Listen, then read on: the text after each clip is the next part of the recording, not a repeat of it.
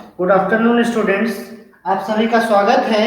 आज हम इस क्लास में आप लोगों को हेल्महोल्ट्ज रेजोनेटर के बारे में बताएंगे।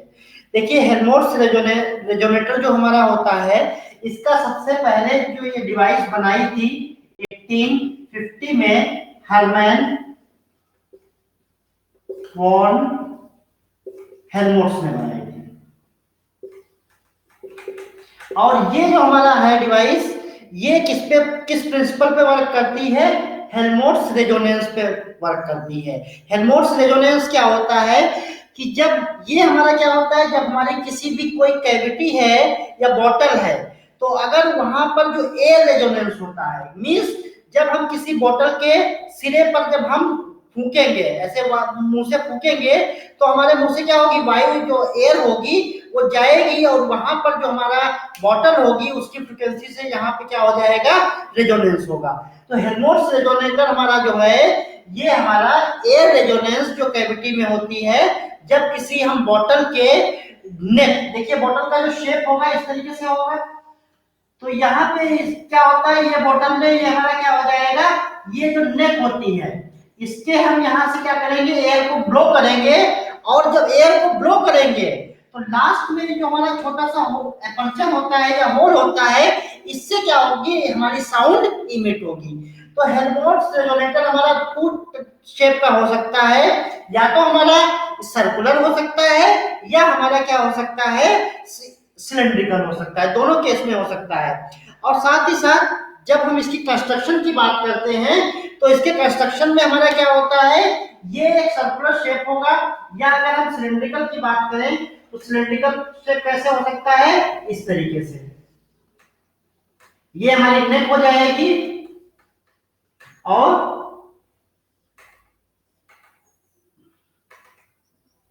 ये इस तरीके से ये हो जाएगा। तो यहाँ पे ये हमारा सिलिंड्रिकल भी हो सकता है और सर्कुलर शेप का भी हो सकता है। हेल्महोल्ट्ज रेजोनेटर का जो हमारा मेन एप्लीकेशन क्या है, जो हमारी अननोन फ्रीक्वेंसी है उनको हम इसकी सहायता से क्या कर सकते हैं, इसको देख सकते हैं। जैसे अगर हमें कोई किसी स्वरित्र की या किसी भी चीज की अगर हमें फ्रीक्वेंसी कैलकुलेट करनी है, मेजर करनी है, तो हम क्या करेंगे, इसको यहाँ पे इसकी फ्रीक्वेंसी को यहाँ से हम करेंगे, नेक पे ब्लो करेंगे, और जब दोनों की फ्रीक्वेंसी मैच हो जाएगी या हमारा इंटीग्रल मल्टीपल हो जाएगा, उस समय यहाँ पे क्या हो जाएंगे, यहाँ पे रेजोनेंस हो जाएगा। तो ये हमारा जो डिवाइस है, ये हमारा कहलाता है हेल्महोल्ट्ज रेजोनेटर। और यहाँ पे जो वाइब्रेशंस होते हैं, जो ऑसिलेशन होते हैं, ये हमारे कैसे होते हैं, सिंपल हार्मोनिक मोशन के होते हैं। तो देखिए, इसका बेसिक जो हमारी वर्किंग कैसे करते हैं, जैसे ये हमारा लंबाई इसकी नेक है, इस पे जब हम ब्लो करते हैं, जब हम एयर को ब्लो करेंगे तो एयर में क्या होगा, उसका मास होगा। और यहाँ पे जो हमारी एयर है, ये हमारे क्या है, पूरे वॉल्यूम में डिस्ट्रीब्यूटेड है। तो जब हम एयर को ब्लो करेंगे तो यहाँ पे क्या हो जाएगा, ये जो एयर जिससे नेक से जाएगी, ये अंदर की तरफ जाएगी, ये जो अंदर में जो एयर होगी उसको क्या करेगी, कंप्रेस करेगी।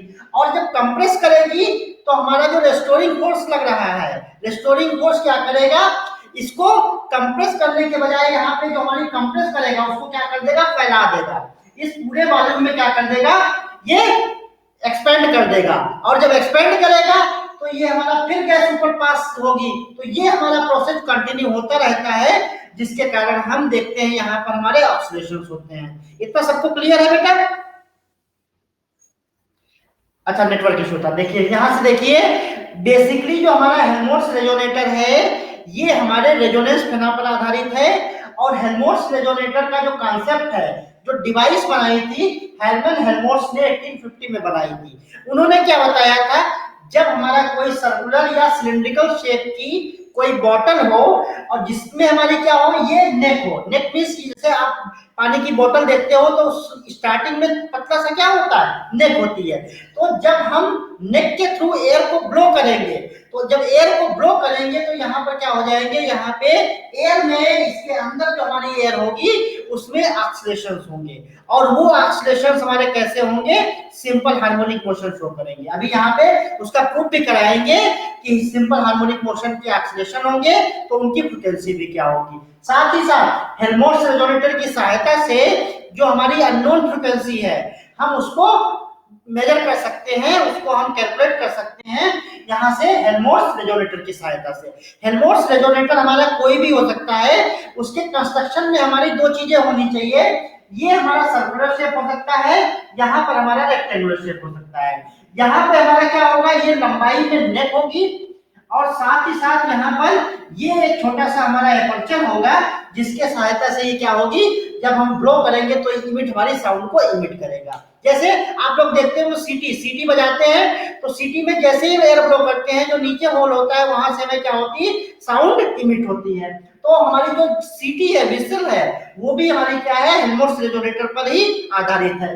अब यहाँ पे हम इसका कैसे वर्क करता है ये, कि जब नेक में हम एयर ब्लो करेंगे, तो एयर हम जब ब्लो करेंगे और एयर कैसी है, यहाँ पे एयर का कुछ मास होगा, तो जब एयर फ्लो करेंगे तो जो ये वाली नेक में जो एयर है, ये हमारी क्या करेगी, नीचे की ओर आएगी, और जब नीचे की ओर आएगी तो इसमें जो एयर हमारी उपस्थित है, ये क्या हो जाएगी, ये कंप्रेस करेगी, और कंप्रेस करने के कारण ये क्या करेगा, जो रेस्टोरिंग फोर्स इस पे काम कर रहा है, रेस्टोरिंग फोर्स क्या होता है, इसकी शेप को चेंज ना होने दे, तो रेस्टोरिंग फोर्स इसको क्या करेगा, गैस को यहाँ पे फिर से एक्सपेंड कर देगा, और जब एक्सपेंड कर देगा तो ये गैस क्या करेगी, फिर ऊपर की ओर ये पुश होगी, और पुश होने से क्या हो जाएगा, ये हमारा प्रोसेस कंटिन्यूअसली होता रहेगा।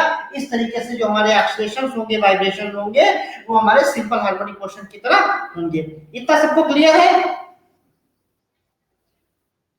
कोई कंफ्यूजन तो नहीं किसी को? देखिए हमारा सिंपल कॉन्सेप्ट है, हम यहाँ से एयर को ब्लो करेंगे, और जब एयर को ब्लो करेंगे तो अंदर जो हमारे ये कैविटी, इसको हम क्या बोल सकते हैं, कैविटी बोल सकते हैं। कैविटी के अंदर जो हमारी एयर क्या हो जाएगी, ये कंप्रेस करेगी, और जब कंप्रेस करेगी तो जो हमारा रेस्टोरिंग फोर्स क्या करेगा, इसको फिर ऊपर की ओर पुश करेगा, और पुश करने से ये हमारा, ये इधर से पुश करेगा, ये इधर से ये ब्लो करेगा, इस तरीके से हमारे कंटिन्यूअसली वाइब्रेशन होने लगेंगे। अब इसका देखिए मैथमेटिकल एनालिसिस क्या है, ये सबको क्लियर है, मिटा दे इसको। और ये हेल्महोल्ट्ज रेजोनेटर हमारा टू टाइप का हो सकता है, हमारा जब हम सर्कुलर लेंगे और या हम सिलेंड्रिकल लेंगे, तो सर्कुलर हेल्महोल्ट्ज रेजोनेटर भी हो सकता है और सिलेंड्रिकल भी हो सकता है। अब देखिए हम मैथमेटिकल एनालिसिस जो करने जा रहे हैं, कि यहाँ पे जो हमारे वाइब्रेशंस होंगे, उनकी इक्वेशन क्या होगी, और वो किस तरीके से उनकी फ्रीक्वेंसी होगी। तो देखिए यहाँ पर सबसे पहले हम ये बना लेते हैं, वही हमारा ये क्या है, सर्कुलर शेप का है।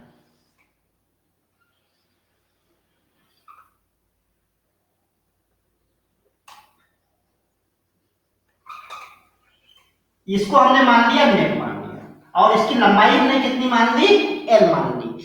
इसके अंदर जो एयर होगी, यहाँ पे हम एयर होगी तो एयर की डेंसिटी क्या मान लेते हैं, डेंसिटी ऑफ एयर हमने मान ली, डेंसिटी ऑफ एयर कितनी हो जाएगी, रो मान ली। इसकी नेक की लंबाई कितनी मान ली हमने, लेंथ ए मान ली, और जो नेक का ये हमारा एरिया ऑफ क्रॉस सेक्शन है, इसको हमने कितना माना, एरिया ऑफ क्रॉस सेक्शन, इसको हमने मान लिया कैपिटल ए।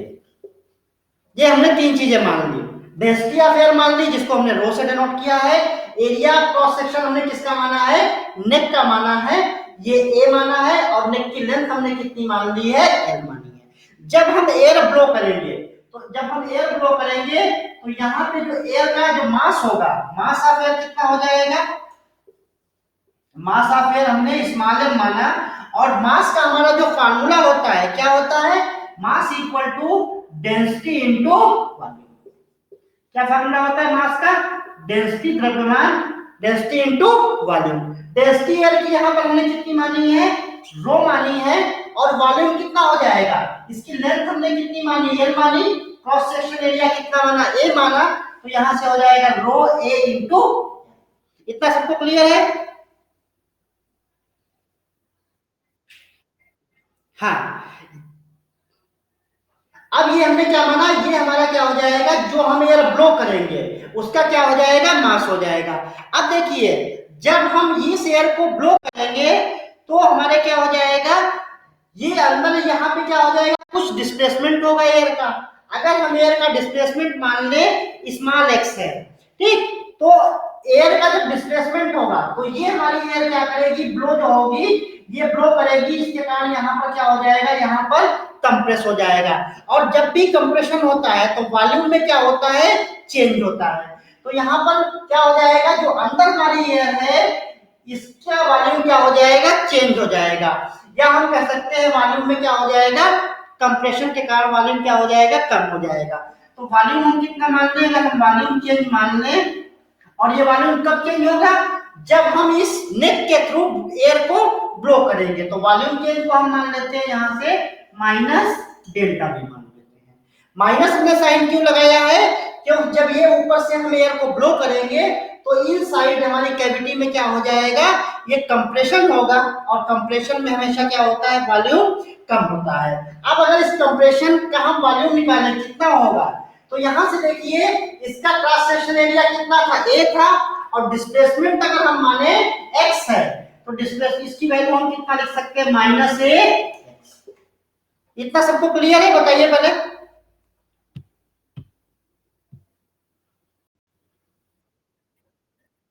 देखो यहाँ पे हमारा वॉल्यूम कितना चेंज होगा, यहाँ पे हमारी क्या हमने किया, एयर को ब्लो किया, तो एयर ब्लो मान लीजिए हमारी एयर यहाँ से लेकर एयर यहाँ तक कंप्रेस किया, तो कंप्रेस जब करेगा तो क्या हो जाएगा, डिस्प्लेसमेंट होगा।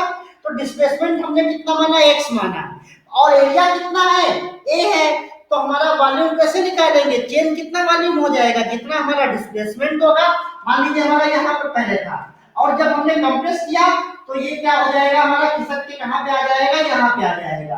तो डिस्प्लेसमेंट यहाँ से यहाँ तक डिस्प्लेसमेंट कितना हो गया, x हो गया, और इसका एरिया क्रॉस सेक्शन कितना था, a था, तो चेंज इन वॉल्यूम कितना हो जाएगा, minus delta v equal to minus a into X हो जाएगा। इतना सबको क्लियर है। और जब हमारे वॉल्यूम में चेंज होता है तो देखिए पीवी इक्वल टू आरटी को अगर गैस इक्वेशन को माने, तो अगर हमारे वॉल्यूम में गैस के वॉल्यूम में चेंज होता है तो प्रेशर क्या हो जाएगा, बढ़ जाएगा। तो यहाँ पर अगर हमारा वॉल्यूम चेंज हो रहा है तो इसका मतलब जो हमारा प्रेशर है वो क्या हो जाएगा, इंक्रीज हो जाएगा। और अगर प्रेशर इंक्रीज हो जाएगा तो प्रेशर इंक्रीज को अगर हम डेल्टा पी ले लें, if pressure equal to, pressure हमारा स्टार्टिंग में अगर पी माने और बाद में हमारा क्या हो जाएगा, बढ़ जाएगा, तो इसको हमने क्या मान लिया, डेल्टा पी मान लिया। क्यों, क्योंकि पी और बी दोनों क्या रहते हैं, पी और बी का हमारा प्रोडक्ट जो रहता है वो क्या रहता है, सेम टेम्परेचर पे कांस्टेंट रहता है। तो अगर बी में कमी होगी तो पी में हमारा क्या हो जाएगा, इंक्रीमेंट हो जाएगा। क्यों होगा, क्योंकि पीवी इक्वल टू हमारा क्या रहना चाहिए, कांस्टेंट रहना चाहिए, जब भी हम किसी गैस की बात करेंगे सेम टेम्परेचर पे बात करेंगे। इसको आप यही इसी क्वेश्चन से भी देख सकते हो, पीवी इक्वल टू क्या होता है, आरटी होता है। अगर हमारा टेम्परेचर फिक्स है तो पीवी की वैल्यू क्या हो जाएगी, कांस्टेंट हो जाएगी।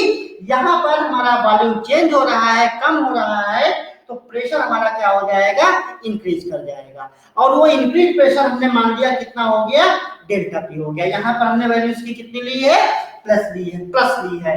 अब अगर हम गैस की बल्क मॉडुलस माने, बल्क मॉडुलस को हम कैसे लिखते हैं, बल्क मॉडुलस को हम के से डिनोट करते हैं।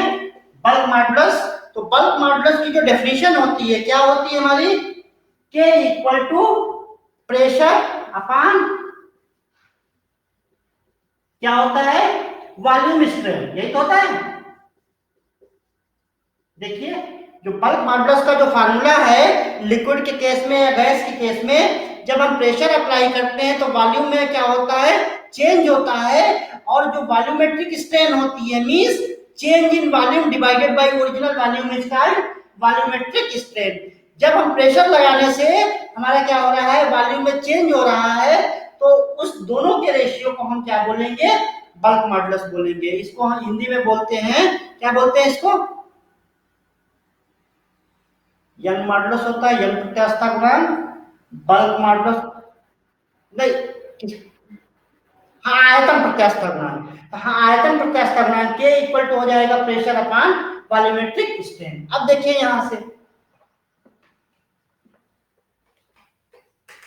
अब के की जब वैल्यू लिखेंगे हम तो के इक्वल टू हमारा क्या हो जाएगा,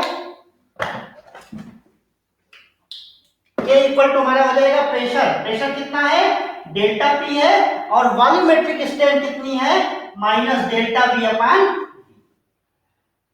डेल्टा बी हमारा क्या हो रहा है, कम हो रहा है, इसलिए हमने इसमें माइनस दिया है। और इसको अगर हम लिखें तो हम क्या लिख सकते हैं, बी डेल्टा पी अपॉन। और डेल्टा वी की वैल्यू देखिए कितनी है, माइनस एक्स के बराबर है। Minus delta V equal to कितना है, माइनस एक्स है। तो यहां से हम क्या लिख सकते हैं, K equal to minus B delta P, और डेल्टा वी की वैल्यू क्या लिखेंगे, ए इंटू एक्स। इतना सबको क्लियर है, बताइए। ये हमारा क्या हो जाएगा। अब यहां से अगर हम डेल्टा पी निकालें तो डेल्टा पी हम कैसे निकालेंगे, डेल्टा पी इक्वल टू हमारा क्या हो जाएगा, माइनस के ए एक्स अपान, इसको हम इक्वेशन, ये देखिए हमारा क्या हो जाएगा, जब हम नेक के थ्रू एयर को ब्लो करेंगे उस समय हमारा चेंज प्रेशर क्या हो जाएगा, माइनस के ए एक्स अपान वी। और यहां पर जो हमारा एक्स है क्या है कि जब हम एयर को ब्लो करेंगे तो एयर के ब्लो करने से जो हमारी कैविटी के अंदर गैस होगी या एयर होगी वो हमारी क्या करेगी, कंप्रेस करेगी। और जब भी कोई हमारी चीज कंप्रेस करती है तो उसका वॉल्यूम क्या हो जाता है, कम हो जाता है। अब यहां से देखिए डेल्टा पी हमें मालूम हो गया, अगर हमें चेंज इन प्रेशर मालूम है और एरिया भी मालूम है तो हम क्या निकाल सकते हैं, फोर्स। फोर्स इक्वल टू क्या होता है, प्रेशर इनटू एरिया। तो जब हम प्रेशर इनटू एरिया करेंगे तो यहां से हमारा क्या फार्मूला बन जाएगा, प्रेशर हमारा कितना निकला है, माइनस के ए x upon v into area हमने कितना लिया है, क्रॉस सेक्शन का ए लिया है। तो यहां से दोनों को जब मल्टीप्लाई करेंगे तो हमारा हो जाएगा माइनस के ए स्क्वायर एक्स अपान, ये इक्वेशन हमारी क्या हो जाएगी, सेकंड हो जाएगी। यहां तक सबको क्लियर है, बताओ बेटा।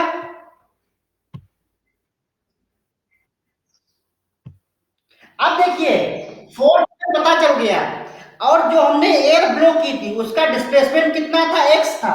अगर हम न्यूटन की थ्योरी को देखें तो फोर्स इक्वल टू क्या होता है, मास इनटू एक्सेलरेशन। और मास हमने कितना माना है गैस का, m माना है। और एक्सेलरेशन कितना होगा, अगर डिस्प्लेसमेंट हमारा x है तो एक्सेलरेशन d2x dt² हो जाएगा। इसको इक्वेशन नंबर हमने कितनी मान ली, 3 मान ली। अब हमने पहले ही बताया है कि जो हम एयर ब्लो कर रहे हैं उसकी डेंसिटी हमने रो मानी है, एरिया क्रॉस सेक्शन ए माना है, और नेक की लेंथ कितनी मानी, एल मानी है। तो मास को हम कैसे लिख सकते हैं, ए एल रो। ये हमने पहले इक्वेशन में लिखा था d2x dt²। ये इक्वेशन हमारी क्या हो गई, 4 हो गई। अब देखिए इक्वेशन 4 के हिसाब से फोर्स कितना आना चाहिए, ये आना चाहिए, और इक्वेशन 2 के हिसाब से फोर्स कितना होना चाहिए, ये होना चाहिए। तो जब दोनों इक्वेशन को हम इक्वलाइज कर देंगे तो हमें क्या मिलेगा, देखिए यहां से माइनस हमने साइन यहां पर इसलिए लिया है कि जब हम एयर ब्लो करेंगे तो वो हमारी जो एयर ऊपर थी नेक में वो हमारी नीचे आएगी। तो जब नीचे आएगी तो नीचे जो एयर है उस पर क्या करेगी, कंप्रेस करेगी, दाब डालेगी। और जब दाब डालेगी तो उसका जो आयतन होगा वो क्या हो जाएगा, कम हो जाएगा। और जब भी हमारा आयतन कम हो जाता है तो हम उसको साइन क्या लेते हैं, माइनस लेते हैं। इसीलिए यहाँ पर हमने क्या लिया है, माइनस साइन लिया है। क्लियर है। अब दोनों इक्वेशन को जब बराबर करेंगे तो हमारी क्या आ जाएगी, a l rho d2x dt² equal to हमारा क्या हो जाएगा, माइनस के a square x upon v. Hindi medium English medium दोनों को समझ में आ रहा है। हाँ, अब ये हमारी इक्वेशन आ गई। अब इस इक्वेशन को थोड़ा सा हम इसको पहले अरेंज कर लेते हैं। देखिए यहां से a से हमारा a कैंसिल हो जाएगा तो क्या हो जाएगा, l rho d2x dt² equal to minus के ए एक्स अपान v। और यहां से हम इसको लिख सकते हैं d2x dt² इक्वल टू, यहां से हम क्या लिखेंगे, माइनस के ए और यहां से l रो। और हमने बताया था जो हमारी सिंपल हार्मोनिक मोशन होती है उसकी इक्वेशन क्या होती है, d2x dt² इक्वल टू, या तो हम माइनस ओमेगा स्क्वायर एक्स लेते हैं या इसको हम म्यू एक्स लेते हैं। यहाँ पर म्यू हमारा क्या हो जाएगा, कांस्टेंट हो जाएगा। तो यहाँ पे देखिए ये हमारी जो वैल्यू है इसको हम क्या लिख सकते हैं, म्यू मान सकते हैं। क्यों? क्योंकि हमारे दिए गए कोई भी बॉटल होगी उसके लिए के की वैल्यू फिक्स रहेगी, ए की वैल्यू फिक्स रहेगी, एल रो वी ये सब हमारे क्या रहेंगे, फिक्स रहेंगे। तो इसको हम क्या मान सकते हैं, कांस्टेंट मान सकते हैं। तो इसको अगर हमने मान लिया माइनस ओमेगा स्क्वायर एक्स मान लिया, तो ये इक्वेशन हमारी किसको रिप्रेजेंट करेगी, जब हमारा d2x dt square minus omega square x के टर्म में होता है तो वो हमारी इक्वेशन किसकी होती है, सिंपल हार्मोनिक मोशन की होती है। इसका मतलब हो जाएगा जो हम एयर को ब्लो करेंगे और कैविटी में जो हमारा कंप्रेशन होगा उसके कारण जो ऑक्सीलेशन होंगे वो हमारे कैसे होंगे, सिंपल हार्मोनिक मोशन शो करेंगे। और अगर इसकी हम फ्रीक्वेंसी निकालें तो सिंपल हार्मोनिक मोशन में जो इक्वेशन होती थी ओमेगा स्क्वायर, तो हम time period t equal to क्या लिखते थे, 2 पाई अपान ओमेगा लिखते थे टाइम पीरियड, और ओमेगा को क्या मानते थे, फ्रीक्वेंसी मानते थे। तो यहाँ पे हमारा जो फ्रीक्वेंसी ऑफ ऑक्सीलेशन हो जाएंगे उसकी वैल्यू कितनी हो जाएगी, देखिए यहाँ से ओमेगा स्क्वायर को अगर जब हम इसके बराबर मानेंगे तो ओमेगा स्क्वायर इक्वल टू हमारा हो जाएगा के ए एल रो वी, या ओमेगा इक्वल टू हमारा हो जाएगा अंडर रूट के ए एल रो, ये हमारी हो जाएगी किसकी, जो ऑक्सीलेशन होंगे उनकी एंगुलर फ्रीक्वेंसी हो जाएगी। और जब एंगुलर फ्रीक्वेंसी हमें पता चल जाती है तो हम टाइम पीरियड भी निकाल सकते हैं। और टाइम पीरियड कितना हो जाएगा, देखिए यहाँ से t इक्वल टू हम क्या लिखेंगे, t equal to 2 pi upon omega, और ओमेगा की जब वैल्यू यहाँ से लिखेंगे तो हमारा हो जाएगा 2 पाई, और डिवाइड में लिखेंगे तो यहाँ से क्या हो जाएगा एल रो वी अपान, ये हो जाएगा हमारा क्या, ये टाइम पीरियड हो जाएगा। मींस इस टाइम के बाद जो हमारे ऑक्सीडेशन क्या करेंगे, अपने नेचर को क्या करेंगे, वो बिहेवियर को अपने चेंज करेंगे। क्लियर है सबको? अब देखिए अगर हम गैस की बात करें या हम साउंड की बात करें तो हम एक फार्मूला जानते हैं, आप लोग 12th में पढ़े होंगे, वेलोसिटी ऑफ जो साउंड होती है किसी भी मीडियम में, मींस गैस में या एयर में, उसकी वैल्यू होती है के अपान रो होती है। जहां पर के हमारा क्या होता है, यहाँ पर बल्क मॉडुलस होता है, और रो हमारा क्या होता है, डेंसिटी ऑफ गैस है। तो एयर के केस में यहाँ पे हमारा क्या हो जाएगा, गामा के अपान रो। और इसी में लाप्लास ने, आप लोगों को याद होगा लाप्लास ने क्या बताया था, करेक्शन करके बताया था कि जब हमारी कोई गैस मीडियम में चलती है तो वहां पर जो हमारा बल्क मॉडुलस कैसे लेते हैं, हम एडियाबैटिक लेते हैं, और एडियाबैटिक का हम क्या लेते हैं, गामा पी अपान रो ले लेते हैं। तो यहाँ पर जो वेलोसिटी ऑफ साउंड होगी उसकी वैल्यू कितनी हो जाएगी, के अपान रो हो जाएगी। और जब इसी इक्वेशन को हम इससे कंपेयर करेंगे तो अगर हम इसको स्मॉल v माने जो हमारी वेलोसिटी ऑफ साउंड के बराबर है, तो स्मॉल v इक्वल टू क्या हो जाएगा, के अपान रो हो जाएगा। और जब ये यहाँ पर हम सब्स्टिट्यूट कर देंगे तो t इक्वल टू हमारा क्या हो जाएगा, 2 पाई, यहां से देखिए ये के अपान रो को हम क्या लिखेंगे, v लिखेंगे, तो 2 पाई अपान ये हमारा v हो जाएगा, ये वेलोसिटी का निशान है, और ये हमारा क्या है, एल वी अपान। देखिए बुक में यही क्वेश्चन आ रही है टाइम पीरियड के लिए, क्या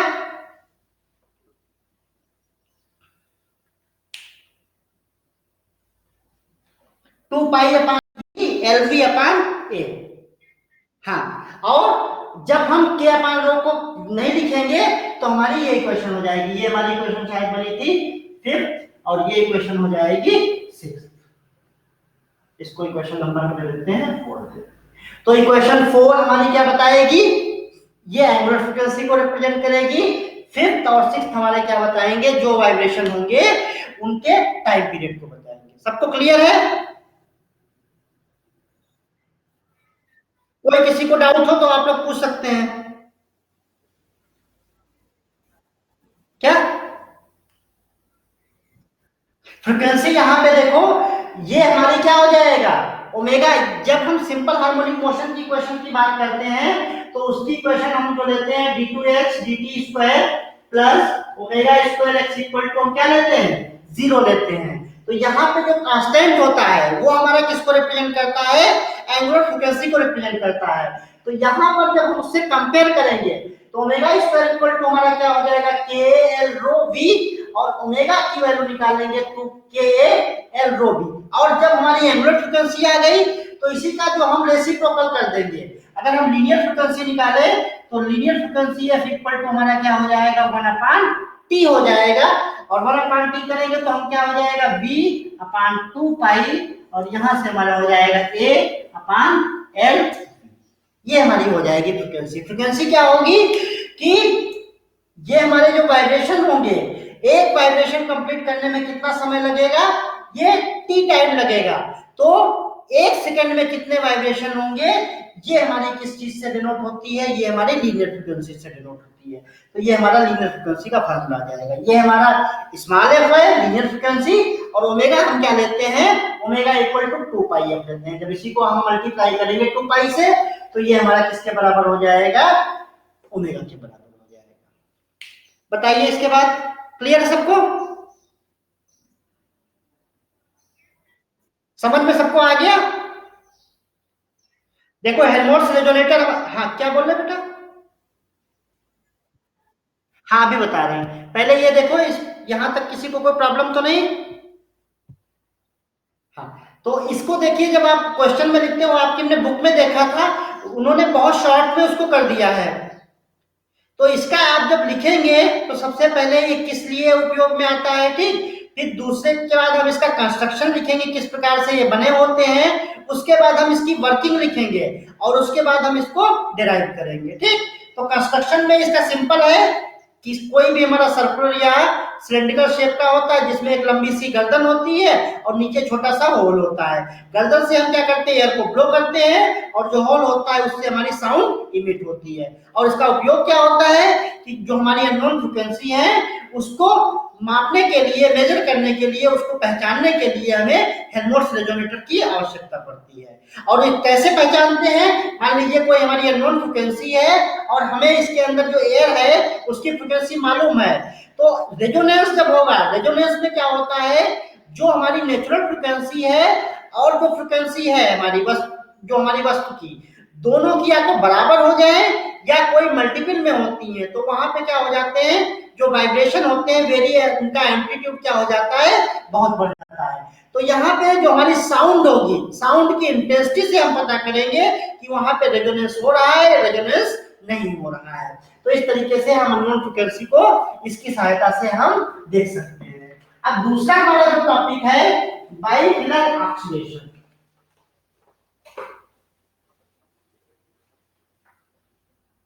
ये भी हमारा किसका एग्जांपल है, बाइफिलर जो ऑक्सीडेशन है, ये भी हमारा किसके लिए है, सिंपल हार्मोनिक मोशन ऑक्सीडेशन को रिप्रेजेंट करता है।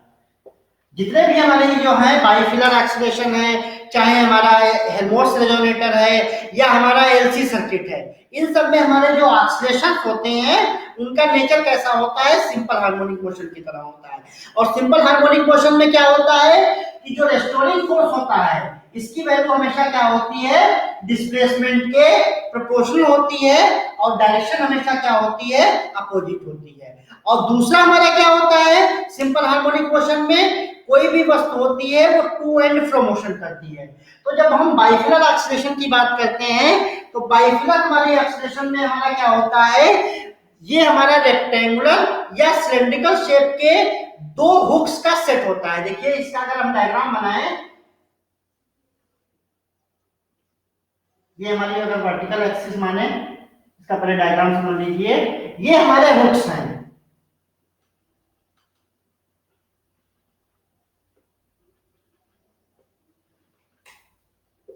ये पी क्यू, और इसको हमने मान लिया,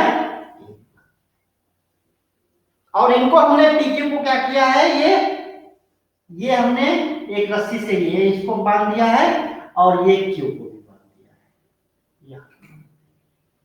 इसकी स्ट्रिंग कितनी लेंथ है, एल है। तो यहाँ पे जो बाइफिलर ऑक्सीडेशन की डेफिनेशन है, ये क्या होती है, ये हमारी रेक्टेंगुलर या लकड़ी की ब्लॉक होती है जिसमें हमारे दो हुक्स पेयर में होते हैं। दो हुक्स, देखो यहाँ पे पीक्यू हुक्स है और ए बी हुक्स है, दो हुक्स का सेट होता है, और ये हमारे प्लेन में क्या करते हैं, ऑक्सीडेशन करते हैं। तो ये हमारा जो सिस्टम कहलाता है बाइफिलर सस्पेंशन कहलाता है, बाइफिलर सस्पेंशन कहलाता है।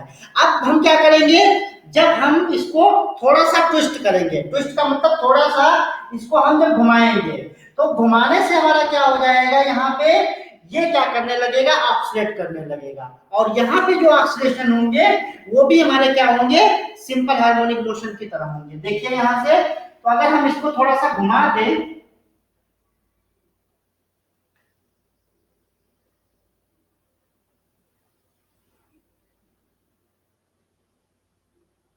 तो ये हमने मान लिया ये क्या हो गया, थीटा एंगल से हमारा क्या हो गया, घूम गया। अब यहां से देखिए जो हमारा ए पॉइंट था, ए पॉइंट हमारा मान लीजिए कहां पे आ गया, यहां पे आ गया। डायग्राम को अच्छे से समझिएगा, ए पॉइंट हमारा खिसक कर कहां पे हो गया, यहां पे हो गया। और जो बी पॉइंट था वो हमारा कहां पे हो जाएगा। इतना सबको क्लियर है।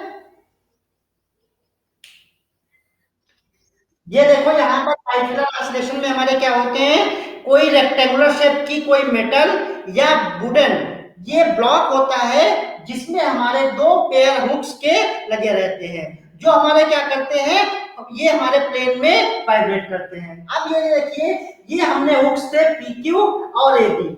पी हुक्स को हमने ए से एक रस्सी की सहायता से, दोनों में जो लेंथ होगी स्ट्रिंग की वो हमारी दोनों क्या रहती है, सेम रहती है। अब अगर हम माने इसको हमने थोड़ा सा ट्विस्ट कर दिया, थोड़ा सा घुमा दिया, तो घुमाने के बाद ये क्या हो जाएगा, ये थीटा डिग्री घूम जाएगा। उस समय हमारा पॉइंट ए कहां पे पहुंच जाएगा, ए डैश पे पहुंच जाएगा। और यहां पे देखिए ये जो हमारा एंगल होगा,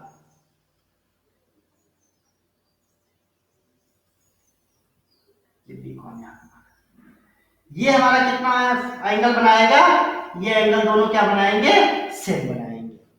अगर इसी को हम मिला दें, ए को हम ए डैश से मिला दें और बी को हम बी डैश से मिला दें, और यहां पे हमने क्या रखा है, कोई इसके जो सेंटर ऑफ ग्रेविटी है, सेंटर ऑफ ग्रेविटी क्या होगी, दोनों के मिड पॉइंट पे होगी।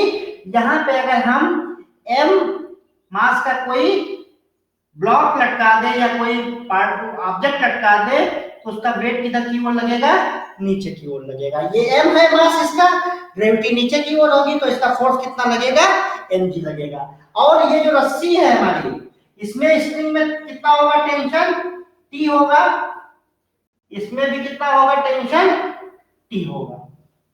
इतना सबको क्लियर है, पहले बताइए डायग्राम। ये फाई एंगल बना है, ये थीटा से हमने क्या किया है, घुमाया है। और जब थीटा से चेंज करेंगे तो ये जो हमारी स्ट्रिंग है, ये हमारे पॉइंट ए कहां पे खिसक जाएंगे, ए डैश पे खिसक जाएंगे, और बी पॉइंट हमारा कहां पे खिसक जाएगा, बी डैश पे खिसक जाएगा। तो जो रस्सी हमारी होगी, यहाँ रस्सी भी क्या हो जाएगी, ये यहाँ से थोड़ा सा एंगल फाई बनाते हुए इस तरीके से ये घूम जाएगी। इसमें जो हमारे ऑक्सीलेशन होंगे ट्विस्टिंग के कारण, तो ये हमारा क्यू पॉइंट यहीं पे फिक्स रहेगा, ये हमारा फिक्स है, और ये हमारे नीचे की ब्लॉक है, ये हमारा क्या करेगा, ट्विस्ट करेगा। तो ये बी क्यू और बी डैश, बी हमारा कहां पे था, यहां था, यहां के बजाय यहां पे हो जाएगा, तो ये हमारा हॉरिजॉन्टल से कितना बनाएगा, ये वर्टिकल से एंगल 5 बनाएगा। और दोनों के केस में लेंथ हमारी सेम है, तो दोनों कितने बनाएंगे, ये 5 एंगल बनाएंगे। बताइए इतना क्लियर है सबको।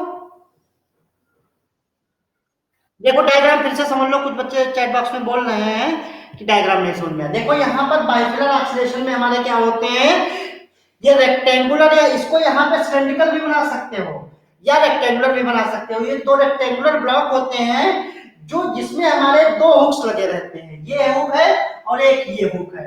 और जो हमारी सेंटर ऑफ ग्रेविटी है, ये जो लाइन हमारी क्या ली जाएगी, ये हमारी वर्टिकल एक्सिस हो जाएगी। और यहाँ पे जब हम इसको या क्या करते हैं, मास को लटकाते हैं, और इसके बाद ये हमारा जो है ए बी जो हमारी फिक्स थे, ये क्या कर जाएंगे, ये ब्लॉक हमारी क्या लगेगी, घूमने लगेगी। और इस समय हमने माना ये कितने एंगल से घूम गई, थीटा डिग्री से घूम गई। और जब ये हमारा घूम जाएगा, पहले पोजीशन हमारी क्या थी, ये इनिशियल पोजीशन थी, और घूमने के बाद हमारा कौन सी पोजीशन हो गई, ए डैश बी डैश हो गई। तो जब ए डैश बी डैश को हम टी पॉइंट से देखेंगे तो हमारी स्ट्रिंग कितना एंगल बनाएगी, फाई एंगल बनाएगी। यहाँ पर फाई और थीटा हमारे क्या है, दोनों बहुत छोटे कोण हैं। इतना सबको क्लियर है, बताइए। अब देखो ये हमारा टेंशन है, जब हम इसको ये टेंशन को रिजॉल्व करेंगे तो हमारा ये फाई है, फाई के सामने ये हमारा क्या हो जाएगा, परपेंडिकुलर हो जाएगा। तो हम क्या लिख सकते हैं, इसको कंपोनेंट को क्या लिखेंगे, टी साइन फाई, और ये कंपोनेंट हमारा क्या हो जाएगा, टी कॉस फाई। इसी तरीके से यहां पे हम क्या करेंगे, ये हमारा क्या हो जाएगा, टी साइन फाई, और ये हमारा कंपोनेंट क्या हो जाएगा, टी। बताइए, जो हमारा टेंशन स्ट्रिंग में था, इसको जब रिजॉल्व करेंगे तो हमारा ए डैश हमारा क्या रिप्रेजेंट करेगा, टी साइन फाई कंपोनेंट को रिप्रेजेंट करेगा, और ये हमारा पी ए डैश हमारा क्या रिप्रेजेंट करेगा, टी कॉस फाई को रिप्रेजेंट करेगा। इसी तरीके से क्यू बी डैश हमारा किसको रिप्रेजेंट करेगा, टी कॉस फाई को रिप्रेजेंट करेगा, और ये कंपोनेंट हमारा क्या करेगा, बी बी डैश किसको रिप्रेजेंट करेगा, टी साइन फाई को रिप्रेजेंट करेगा। यहां तक क्लियर सबको? अब देखो जब हम इसको यहां पर बैलेंस करेंगे तो देखो टी कॉस फाई यहां पर है, टी कॉस फाई यहां पर है, तो अपवर्ड डायरेक्शन में हमारे कितने बल लगेंगे, टी कॉस फाई लगेगा प्लस टी कॉस फाई लगेगा, और नीचे कितना हमारा फोर्स लग रहा है, एमजी लग रहा है। तो जो हमारी इक्वेशन पहली बन जाएगी, T cos phi plus T cos phi equal to हमारा क्या हो जाएगा, एमजी हो जाएगा। पहली क्वेश्चन क्लियर है? देखो अपवर्ड डायरेक्शन में हमारे कितने लग रहे हैं, ये टी कॉस फाई लग रहा है, और दूसरा भी हमारा टी कॉस फाई लग रहा है। इसकी डायरेक्शन कैसे है, ऊपर की ओर है, और हमारा वेट क्या लग रहा है, जहां पे हमने इसको ब्लॉक को लटकाया है वो नीचे की ओर लग रहा है। तो इक्विलिब्रियम कंडीशन में दोनों हमारे फोर्स क्या होंगे, इस फोर्स के क्या हो जाएगा, बराबर हो जाएगा। तो हम इसको लिख सकते हैं T cos phi plus T cos phi equal to हम एमजी लिख सकते हैं। इतना क्लियर है सबको? अब इन दोनों को अगर ऐड कर देंगे तो हमारा क्या हो जाएगा, 2t cos phi equal to हमारा क्या हो जाएगा, mg। और फाई हमने क्या माना है, फाई हमारा एंगल क्या है, बहुत छोटा है। जब ये एंगल बहुत छोटा हो जाएगा तो हम cos फाई की वैल्यू अप्रॉक्सीमेटली किसके बराबर ले लेंगे, 1 के बराबर ले लेंगे। मान लीजिए फाई की वैल्यू 0 हो गई या 0.1 हो गई, उस केस में cos 0 की वैल्यू कितनी हो जाएगी, 1 हो जाएगी। तो हम इसको क्या लिख सकते हैं, 2t इक्वल टू हमारा क्या हो जाएगा, mg, या t की वैल्यू हो जाएगी mg बाई 2 हो जाएगी। ये क्वेश्चन नंबर हमारी क्या हो गई, 1 हो गई। यहां तक बताइए, कोई किसी को प्रॉब्लम हो तो बताइए। क्लियर है सब? अब देखिए, ये देखो हमारा जो फोर्स है टी साइन फाई, ये इस तरीके से लग रहा है, और ये हमारा टी साइन फाई इस तरीके से लग रहा है। दोनों हमारे क्या है, इक्वल एंड अपोजिट है, और जब दोनों इक्वल एंड अपोजिट होते हैं तो ये क्या बना लेते हैं, ये हमारे मोमेंट बना लेते हैं, जिसके कारण हमारा क्या करने लगता है, ये घूम के हमारा इस घूमने लगता है, और इन दोनों मोमेंट का काम होता है ये इसको फिर से वापस ओरिजिनल पोजीशन में लाए। तो ये टी साइन फाई और टी साइन फाई हमारे क्या कर लेंगे, ये हमारे मोमेंट बना लेंगे। और अगर यहां से यहां तक की दूरी हम परपेंडिकुलर डिस्टेंस टोटल हम ये दोनों की हुक की डिस्टेंस 2d माने, तो ये हमारा जो मोमेंट होगा इसकी वैल्यू कितनी हो जाएगी, मोमेंट ऑफ रेस्टोरिंग कपल। और रेस्टोरिंग कपल का काम क्या होगा, ये जो दोनों फोर्स लगेंगे ये जो हमारा ट्विस्ट करने के बाद में न्यू पोजीशन पे पहुंचा है, इसको वापस क्या लाएगा, ओरिजिनल पोजीशन में लाएगा। तो मोमेंट ऑफ रेस्टोरिंग कपल की वैल्यू कितनी हो जाएगी, यहाँ पे फोर्स कितना लग रहा है, टी साइन फाई लग रहा है, और दोनों के बीच की दूरी कितनी है, 2d है, तो T sine phi into 2d हो जाएगा। बताइए ये स्टेप सबको क्लियर है? अब देखिए यहां से ये हमारा थीटा एंगल है, और ये हमारा इस ट्रायंगल में देखें, इसको हम थोड़ा सा यहां से इसको यहां से रख देते हैं। हमारी एक इक्वेशन निकल आई है t equal to mg by 2, इसको हम नोट कर लेते हैं। ये इक्वेशन निकली है t equal to mg by 2, और दूसरा हमारा रेस्टोरिंग कपल की वैल्यू निकली है t sin फाई इंटू, जो हमारा रेस्टोरिंग कपल क्या होता है, फोर्स इंटू परपेंडिकुलर डिस्टेंस। तो फोर्स यहाँ पे कितना दोनों का है, टी साइन फाई है, और परपेंडिकुलर डिस्टेंस दोनों की कितनी है, 2d है। अब देखिए इस ट्रायंगल में जब हम यहाँ पे बात करेंगे थीटा, तो अगर हम लिखे साइन थीटा इक्वल टू क्या हो जाएगा, थीटा के सामने क्या हो जाएगा, परपेंडिकुलर हो जाएगा, तो बी डैश, और इसको अगर हम ओरिजिन पॉइंट मान ले, ओ मान ले, तो कितना हो जाएगा, B dash upon O B हो जाएगा। साइन थीटा इक्वल टू हमारा क्या हो जाएगा, ये B dash upon O B. Clear है सबको? और वो भी हमने डिस्टेंस कितनी मानी है, 2d टोटल मानी है, ये मिड पॉइंट है, तो ये हमारी कितनी डिस्टेंस हो जाएगी, d हो जाएगी, तो b डैश अपान d हो जाएगा। और थीटा भी एंगल हमारा क्या है, बहुत छोटा सा है, तो साइन थीटा इक्वल टू हम क्या लिख सकते हैं, थीटा लिख सकते हैं, तो थीटा की वैल्यू कितनी हो जाएगी, b डैश अपान d, या हम b डैश की वैल्यू लिखेंगे थीटा इंटू d। ये बताइए,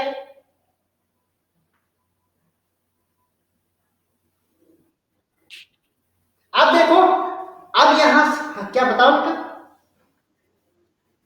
साइन थीटा इक्वल टू हमने क्या मान लिया, थीटा मान लिया, और इसके साथ में अगर हम फाई की वैल्यू निकालें इस ट्रायंगल से, तो फाई की जब वैल्यू निकालेंगे तो फाई की वैल्यू हमारी क्या हो जाएगी, यहां से फाई इक्वल टू हमारा हो जाएगा, इसी ट्रायंगल में ये फाई है, तो ये हमारा हो जाएगा फाई इक्वल टू हमारा हो जाएगा बी बी डैश अपान क्या हो जाएगा, इसकी वैल्यू हो जाएगी यहां से क्यू से लेकर बी डैश।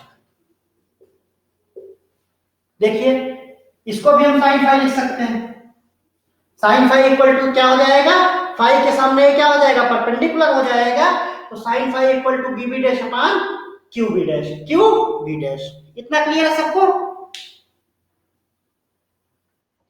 और क्यू बी डैश कितनी है, लेंथ हमने स्ट्रिंग की कितनी मानी है, एल मानी है, तो इसकी वैल्यू कितनी हो जाएगी, बी डैश अपान एल। अब हम इसको नीचे से यहां से थोड़ा सा गलत किए, तो यहां से बी डैश की वैल्यू कितनी हो जाएगी, बी डैश इक्वल टू हमारा हो जाएगा एल, और साइन फाई फिर से हमारा क्या हो जाएगा, इसकी वैल्यू फाई के बराबर हो जाएगी। क्यों, हमारा थीटा और फाई दोनों एंगल क्या है, बहुत छोटे से है, तो दोनों हमारे साइन के केस में हम क्या मान लेंगे, या आप लोग जब हम मोमेंट उसमें पढ़ते हैं, ये क्या कहते हैं ट्विस्टिंग कपल को, तो वहां पे एक हमारा फार्मूला होता है R theta equal to L phi, आप लोगों को शायद याद होगा, एंगल ऑफ शेयर जब निकालते हैं, तो यहां से हमने बी डैश इक्वल टू क्या निकाल दिया, एल इंटू फाई निकाल दिया। ये बी डैश है और ये भी बी डैश है, दोनों को जब हम बराबर करेंगे तो थीटा डी इक्वल टू हमारा क्या हो जाएगा, एल फाई हो जाएगा। ये स्टेप सबको क्लियर है?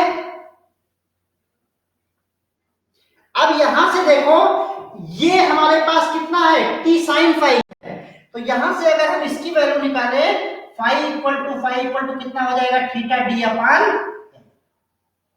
ये हमारा क्या हो जाएगा, फाई की वैल्यू, और ये फाई की वैल्यू जब हम रेस्टोरिंग कपल में लिखेंगे तो हमें कितना मिलेगा,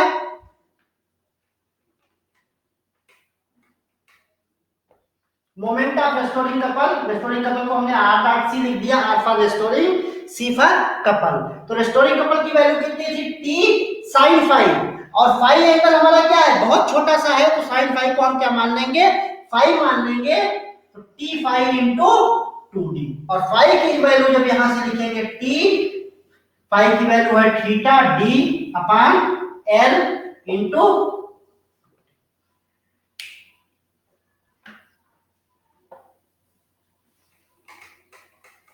इसको हम थोड़ा सा सॉल्व कर सकते हैं, और t की वैल्यू हमारी इक्वेशन से कितनी है, mg/2 है, यहां पे t की वैल्यू भी लिखते हैं mg/2 इंटू थीटा d अपान l इंटू, ये सबको स्टेप क्लियर है?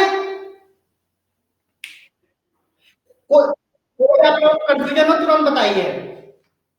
ये 2 कैंसिल हो जाएंगे, तो ये हमारा हो जाएगा mg, और नीचे हमारा l हो जाएगा, और ये हमारा 2 कैंसिल हो जाएंगे, क्या हो जाएगा, d स्क्वायर, इसको इक्वेशन नंबर हम मान लीजिए 3 मान लें। रेस्टोरिंग कपल, अगर हमारा कोई ब्लॉक है या वुडन ब्लॉक है या हमारा मेटल ब्लॉक है, उसका मोमेंट ऑफ इनर्शिया आई होता है, तो उसका रेस्टोरिंग कपल कितना होता है, आई d2 theta upon dt square, यही तो होता है, तो ये हमारा रेस्टोरिंग कपल कितना हो जाएगा, I D two theta upon D T square, जहां पर आई हमारा क्या है, मोमेंट ऑफ इनर्शिया है। अब इक्वेशन 3 और इक्वेशन 4 को हम क्या कर देंगे, वेरी इक्वल कर देंगे और फिर देखते हैं यहाँ पे हमारी इक्वेशन क्या है। तो यहां से देखिए दूसरे क्वेश्चन, यहां से हो जाएगा I D two theta D T square equal to कितना हो जाएगा, एम जी, और यहां से हो जाएगा डी स्क्वायर थीटा अपॉन। ये क्वेश्चन सबको क्लियर है? अगर इसे हम यहाँ पे डिवाइड कर दें तो हम क्या लिख सकते हैं, D two theta D T square equal to हम क्या लिख देंगे, M G D square upon I into L. अब ये देखिए D two theta upon D T square equal to omega square theta, ये हमारी किसकी वैल्यू हो गई, ओमेगा स्क्वायर थीटा की वैल्यू हो गई। तो यहां से ये भी हमारी क्या हो जाएगी, जहां पे सिंपल हार्मोनिक मोशन की इक्वेशन हो जाएगी। और यहाँ पे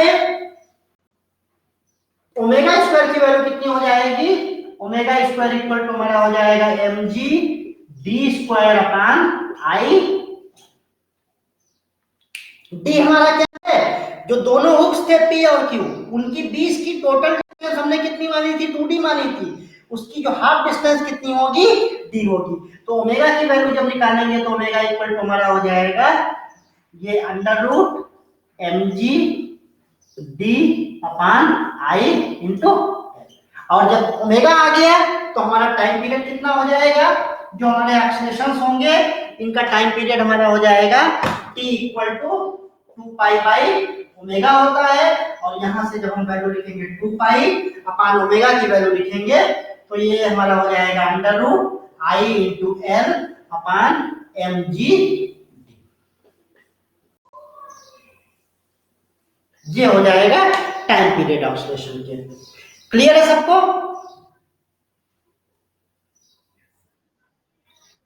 यही देखो इक्वेशन आ गई है बुक में, देखो I L upon M G D,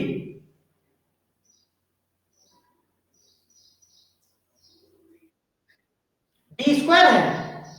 हाँ यहाँ पे देखो, यहाँ पे डी स्क्वायर गलती से, जब इसको अंडर रूट के बाहर लेंगे तो डी ले लेंगे। अब इसी में देखो जो हमारा मोमेंट ऑफ इनर्शिया है, इसी में अगर हम और इसमें यहाँ पर पुट कर दें तो आई इक्वल टू हम क्या लिख सकते हैं, एम इंटू के स्क्वायर, जहां पर के हमारी क्या होती है, घूर्णन त्रिज्या होती है, रेडियस ऑफ गायरेशन होता है। तो यहाँ पे जब हम वैल्यू लिखेंगे तो हमारा एक नया फॉर्म यहाँ पे टाइम पीरियड का मिल जाएगा, जिसको हम कैसे लिख सकते हैं, टी इक्वल टू 2 पाई, और आई को जब हम लिखेंगे तो हमारा क्या हो जाएगा, एम के स्क्वायर, यहां से हो जाएगा L upon M G D, M M cancel हो जाएगा और K square upon D square का अंडर रूट जब निकालेंगे तो के हमारा बाहर आ जाएगा और डी भी बाहर आ जाएगा। तो यहां से हमारा हो जाएगा अंडर रूट एल बाई,